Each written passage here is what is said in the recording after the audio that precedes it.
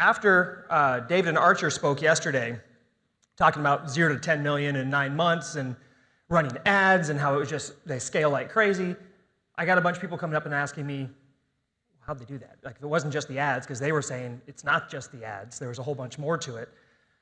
I changed my presentation to talk about something that everybody needs. It does have an e-commerce slant to it, but it's applicable to everything. And that is the fact that most businesses don't really have true LTV. They don't know their lifetime customer value.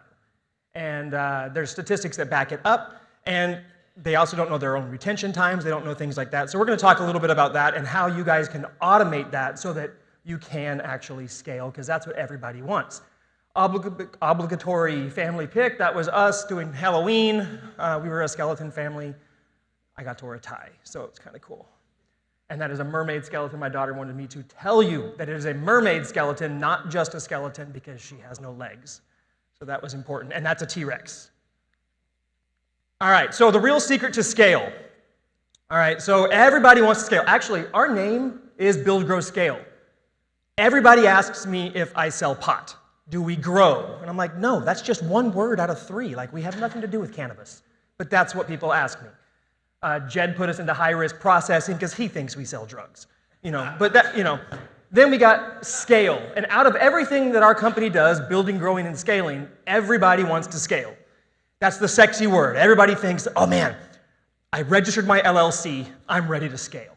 It's like, well, what about the building and the growing part? Let's skip that, right?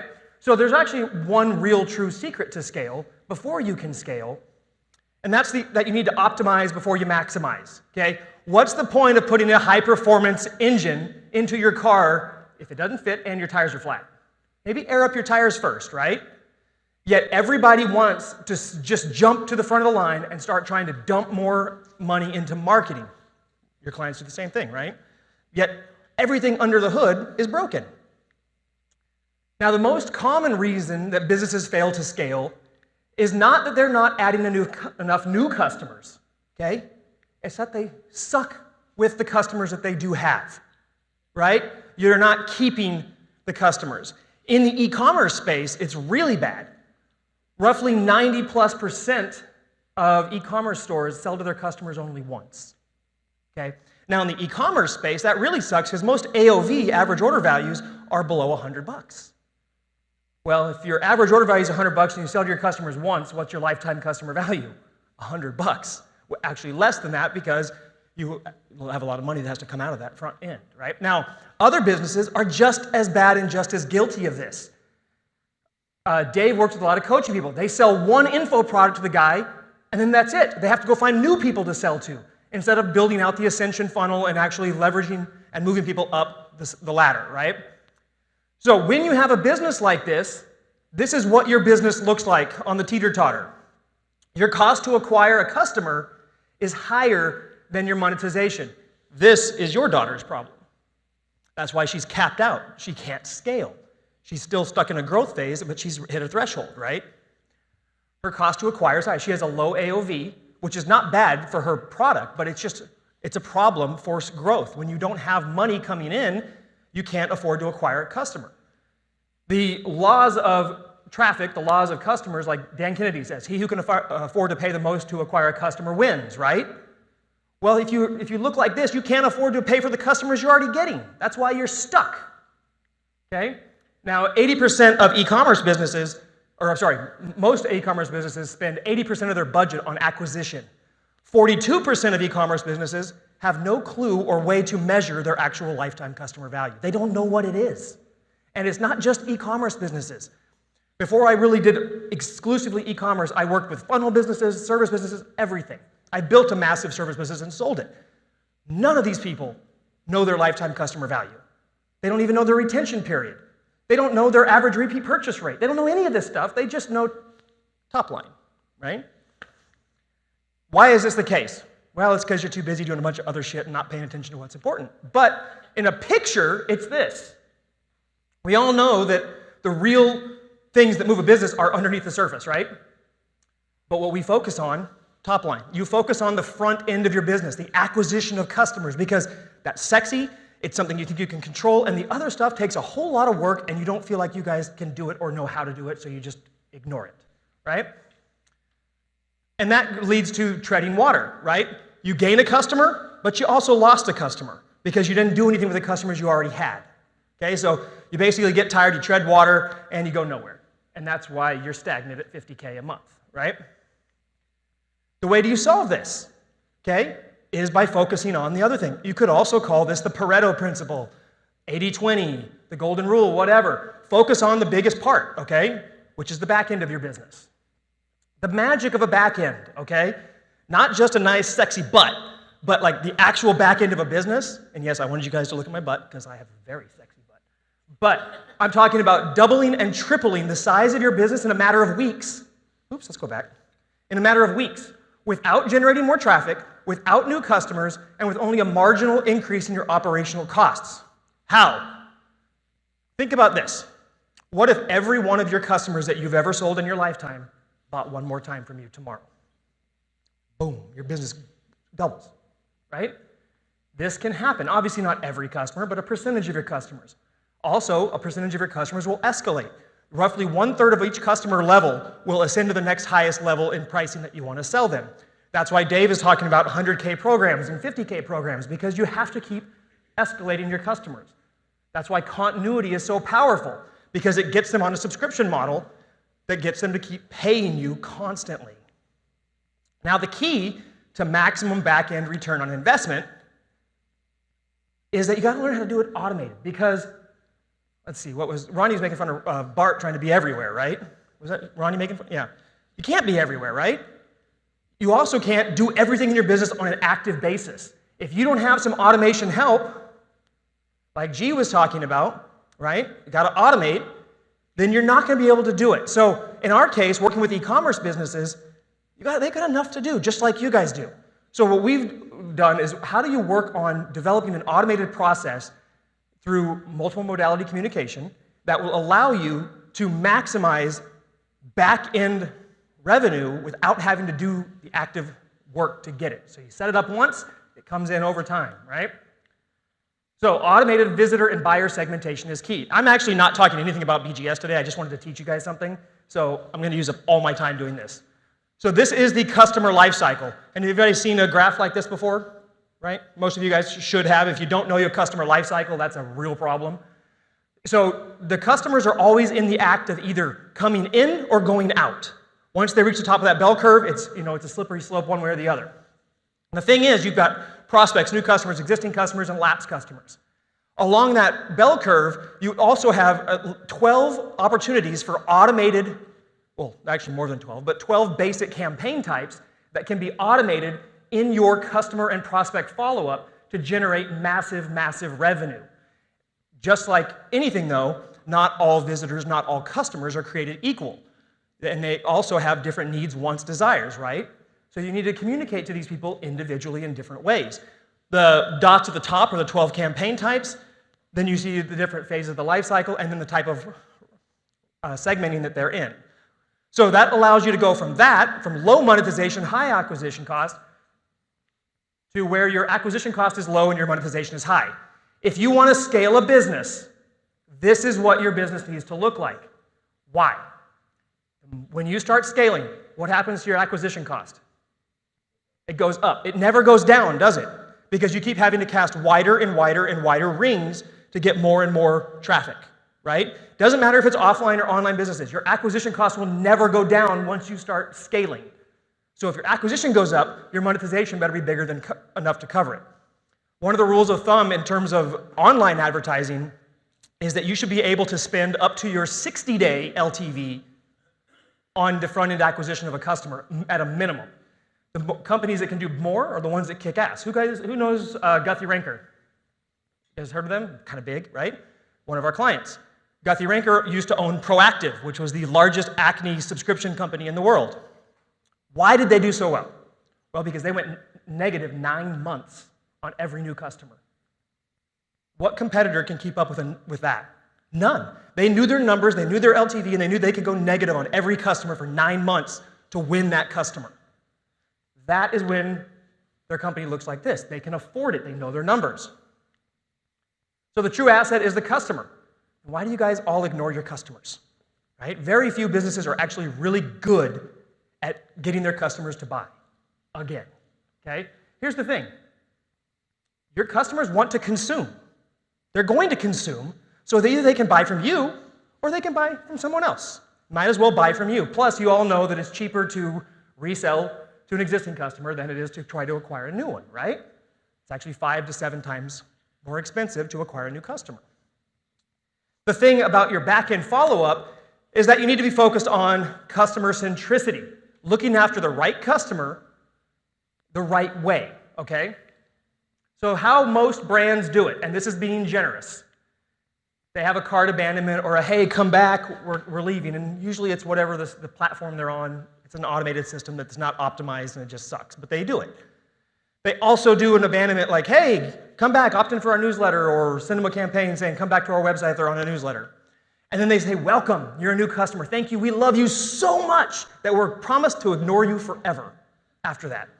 And that's what you do, unless they write into you or they call you or something else. All right? Now, you're completely ignoring where the real money is made. Seth Godin, or Godin, however you pronounce his name, right, says that real businesses know that profit is generated not on the first sale, but on the second and third sale and beyond. The second and third sale meaning repeat, additional purchases by the existing customers. So how do you do it right? First thing is behavioral segmentation, based on how the customer and where they are in the life cycle. Behavioral remarketing, how you're going to follow up with those customers based on where they are in the life cycle and their needs. Multiple modality follow-up. Who did the call center talk yesterday? Yeah, right? You were talking about SMS being huge, dropping videos. Massive. Multiple modality is huge. SMS is actually our biggest thing in e-com as well. Applied to all 12 campaign types. All right, so the 4 behavioral segments you have to worry about are recovery, re-engagement, retention, and release. Now, within the recovery segment, there are different types of actions that your people are taking, right? You have a browsing visitor, generic. This is someone who just hits the site and then leaves. These people should be retargeted. You have an interested visitor, which is specific, someone who maybe visits your product page or your offering page or your opt-in form or something like that. Then you have a purchase intent prospect, someone who actually adds the product to cart or starts the purchase process or fills out the form. Then you have buyer intent, which is the people who actually start giving you money and then they realize that Jed does the processing and they leave the checkout, right? Those kind of customers. And then you have re-engagement, new customers. You send them the welcome message. What else do?